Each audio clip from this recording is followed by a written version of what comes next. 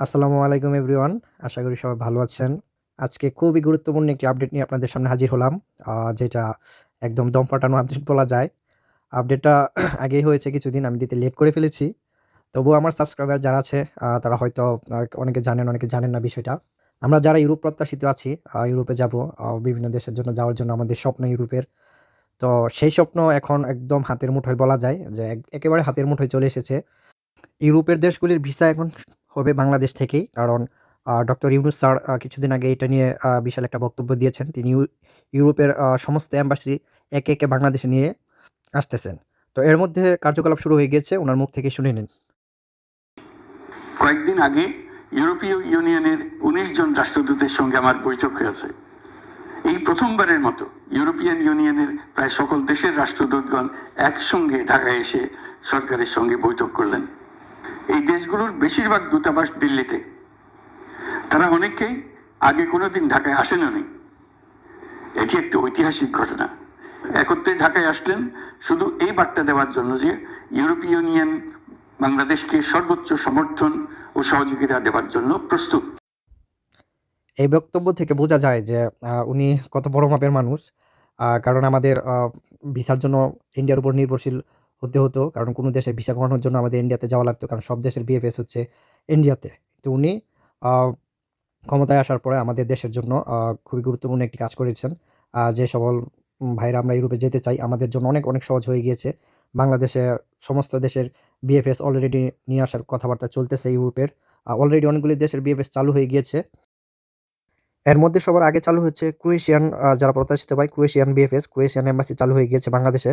তাছাড়া অন্যান্য দেশের ভিসা যেমন Poland, Finland, Iceland, Latvia, Netherlands, Belgium, Luxembourg, Sweden, এই সমস্ত দেশের জন্য যারা এপ্লাই করবেন বা যারা এপ্লাই করেছেন ওয়ার্ক পারমিটের মাধ্যমে, আ এই এই সমস্ত দেশের ফাইল সাবমিট করতে পারবেন সুইডিশ এম্বাসিতে, যেটা ঢাকাতে অবস্থিত।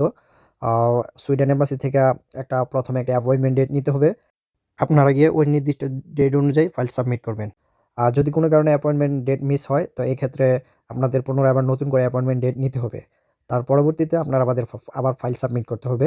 একে, একে সমস্ত দেশের এম্বাসি কিন্তু বাংলাদেশে চলে এসেছে বা আসতেছে, সামনেও আসবে।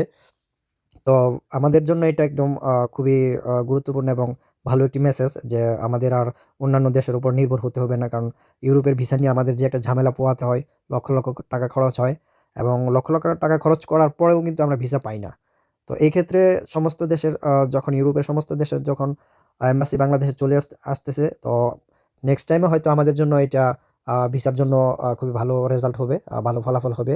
কারণ ইন্ডিয়াতে যখন আমাদের ভিসার জন্য যাওয়া লাগতো তখন আমরা অনেক হয়রানির শিকার হতাম। তো যারা রোমানিয়ার জন্য প্রত্যাশিত ভাই আছে, রোমানিয়ার এম্বাসিটাও হয়তো বাংলাদেশে চলে আসবে। না হয় পাকিস্তানে বা অন্যান্য দেশে হয়তো নিয়ে যাবে। আর পাকিস্তান আমাদের জন্য বর্তমানে হচ্ছে ভিসা উন্মুক্ত। আমাদের জন্য কোনো ভিসা লাগে না, ওপেনলি আমরা যেতে পারবো। আ তারপর হচ্ছে ক্রোয়েশিয়া। ক্রোয়েশিয়া হচ্ছে বর্তমানে ইউরোপের একটা সবথেকে ভালো সম্ভাবনার দেশ।